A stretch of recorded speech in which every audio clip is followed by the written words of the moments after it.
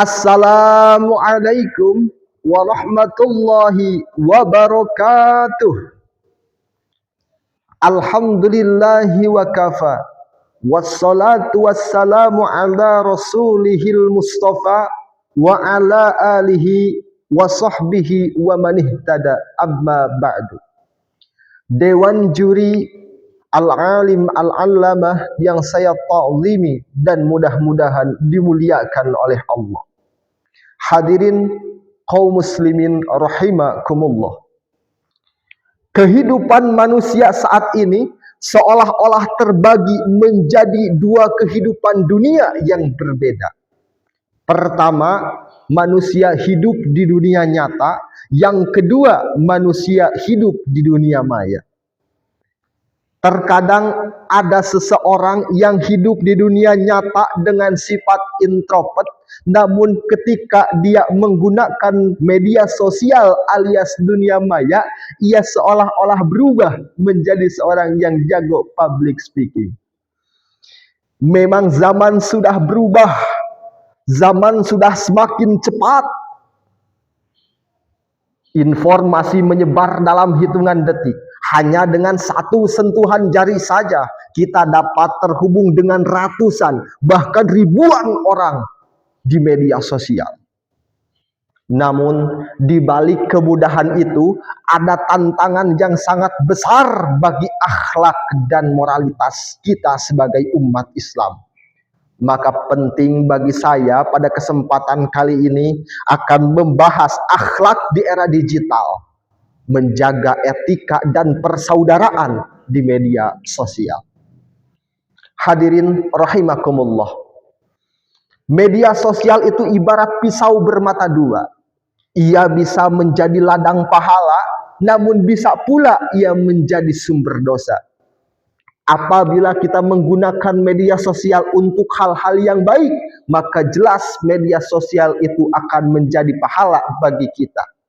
Apabila kita menggunakan media sosial itu untuk hal yang jelek, kemaksiatan, kemungkaran, maka jelas media sosial akan berubah menjadi sumber dosa. Allah Subhanahu wa taala mengingatkan kita di dalam firman-Nya. A'udzubillahi minasyaitonir rajim. Bismillahirrahmanirrahim. Wal 'asri innal insana lafi khusrin illa alladzina amanu wa 'amilus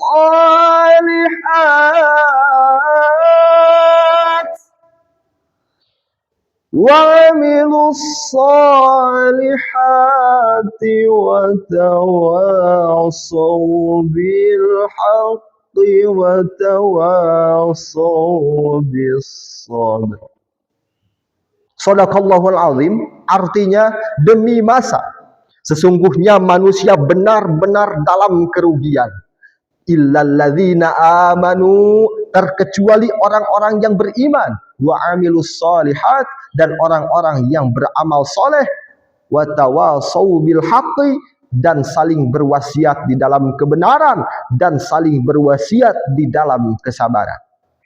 Ayat ini mengingatkan kita bahwa kita dalam ucapan, dalam perilaku harus disertai dengan keimanan dan disertai dengan melaksanakan amal soleh agar kita tidak terjerumus ke dalam kerugian.